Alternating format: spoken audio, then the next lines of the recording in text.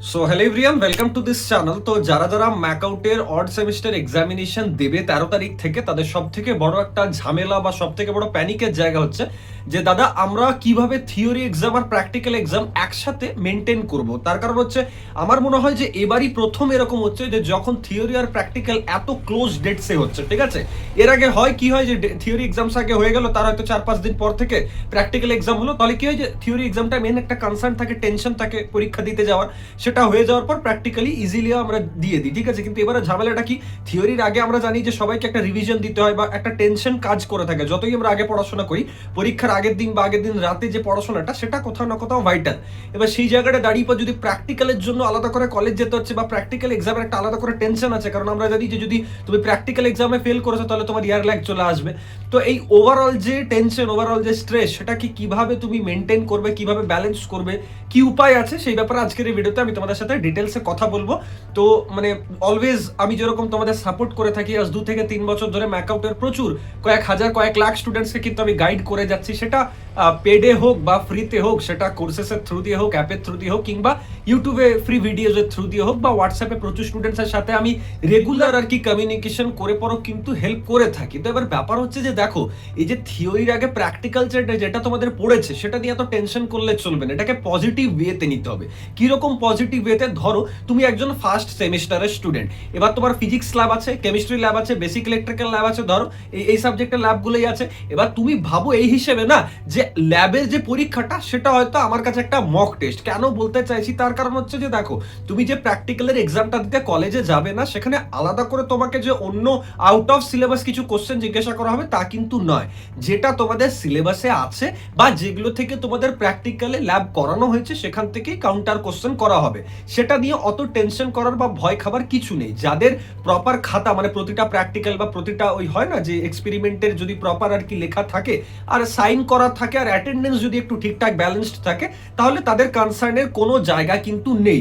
তারপর তোমার সিলেবাসে তুমি দেখবে, প্র্যাকটিক্যালের সিলেবাসে আলাদা করে থাকে না এক্সপেরিমেন্টগুলো পরপর, বা ওই সাবজেক্টের যে নিজস্ব সিলেবাস আছে, মানে ধরো ফিজিক্স হোক বা কেমিস্ট্রি হোক, তার তো একটা নিজস্ব সিলেবাস আছে, অপটিক্স, মেকানিক্স, এই যে চ্যাপ্টারগুলো, তুমি সেটাকেই ভালোভাবে পড়ে যাও। যেটা তুমি অ্যাকচুয়ালি থিওরির জন্য পড়ছো, 13 তারিখ থেকে যে পরীক্ষাটা সেটার জন্যই পড়ো, অটোমেটিক্যালি তোমার মানে বাই প্রোডাক্ট হিসেবে প্র্যাকটিক্যালের জন্য পড়াটাও কিন্তু ক্লিয়ার হয়ে যাবে, ঠিক আছে। তাহলে টেনশনের কিছু নেই। Same strategy for second year student, same strategy for BBA BCA student, same strategy for other subjects. তাহলে টেনশনের জায়গাটা কোথায়? টেনশনের জায়গা হচ্ছে যে দাদা প্র্যাকটিক্যালের জন্য আমাকে কলেজ যেতে হচ্ছে, আমি কি করব? তুমি মেট্রোতে যাচ্ছ, তুমি ট্রেনে যাচ্ছ, যাই যাচ্ছ না কেন, কলেজে গিয়ে তুমি চেষ্টা করো পড়াশোনা করার। কিভাবে পড়বে? যদি অর্গানাইজার থেকে পড়ছো, অর্গানাইজার কলেজে নিয়ে যাও। যদি তুমি কোনো নিজস্ব নোটস থেকে পড়ছো, সেটা কলেজে নিয়ে যাও। তোমার যদি আমার কোর্সেস থেকে কন্টেন্ট পড়ে পর ভালো আর কি রপ্ত হচ্ছে জিনিসগুলো, তাহলে তুমি ফোন থেকে কোর্সেস অ্যাক্সেস করতে পারো, সেটুকু আমি দিয়েছি তোমাদের অ্যাক্সেস।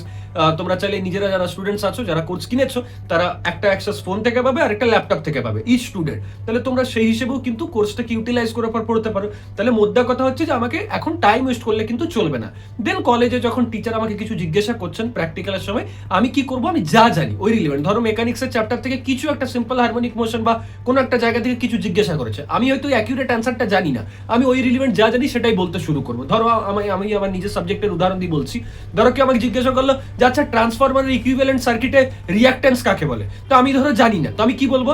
আচ্ছা স্যার ট্রান্সফরমারের ইকুইভ্যালেন্ট সার্কিট, তো ওকে, তো transformer is a static device, it generally helps us to step up the voltage or step down the voltage, generally transformer works on Faraday's law of electromagnetic induction.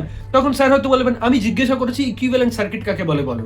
আচ্ছা equivalent circuit sir, আচ্ছা ট্রান্সফরমারে mainly কি হয় যে primary side থেকে আমরা AC supply দিই, দেন সেটা ফ্লাক্সে convert হয়, ফ্লাক্সটা আরো অল্টারনেটিং হবার জন্য কন্ডাক্টরে লিঙ্কড হয়, দেন আউটপুট সাইডে আমরা এসি পাই। মানে তুমি রিলিভেন্ট বলে যাও, ইজ দ্য অনলি ওয়ে।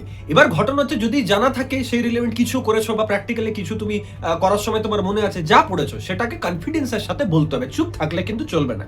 বাকি এখানে তোমার ওই যে বললাম যে যদি খাতা ঠিকঠাক টাইমে সাইন করা আছে বা এক্সপেরিমেন্ট গুলো খাতায় লেখা আছে আর টুকটাক মানে অ্যাটেন্ডেন্স যদি থাকে, তাহলে প্র্যাকটিক্যালে আলাদা করে ফেল করার কোনো টেনশন কিন্তু নেই, ঠিক আছে। তাহলে মেন ফোকাস একদম মানে নিজেকে অ্যাক্টিভ থাকতে হবে, পজিটিভ হতে হবে, কনফিডেন্ট থাকতে হবে, ভয় পেলে চলবে না। আমি আছি তোমাদের হেল্প করার জন্য, কেউ টেনশন করবে না, কেউ ভাববে না দাদা আমি সাপ্লি খাবো, দাদা আমি ব্যাকলগ পেয়ে যাবো, দাদা ফেল করলে কি হবে, বাড়ি থেকে দাঁড়িয়ে দেবে, দাদা স্কলারশিপ বন্ধ হয়ে যাবে, কেউ টেনশন নিও না। দেখো যদি আমার কন্টেন্ট অলরেডি অ্যাপে আছে, যে সাবজেক্টের বা যে কোর্সের তুমি স্টুডেন্ট হও তার কথা বলছি, তাহলে তুমি অ্যাপ থেকে পড়ো।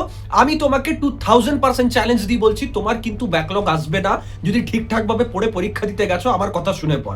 হ্যাঁ, এবার যে যে সাবজেক্টসে বা যে ডোমেনে আমার কোর্সেস নেই বা আমি কিছু কন্টেন্ট দিতে পারিনি, সেখানে তুমি কি করবে, আমি এর আগেও বহুবার বলেছি, তবুও বলছি, তুমি তোমার সিলেবাসটাকে আগে কভার করো। দেখো আমি এখানে মোটামুটি মানে যদি দেখাতে পারতাম, এই দেখো এত এত কন্টেন্ট নিয়ে বসে আছি, ঠিক আছে, এত এত কোশ্চেন পেপার, এগুলো সব অ্যানালিসিসের পেপার, এগুলো নিয়ে বসে আছি। কোর্সে অনেক লাস্ট মোমেন্টে সাজেশনও অ্যাড করা হয়েছে সেগুলোর বেসিসে।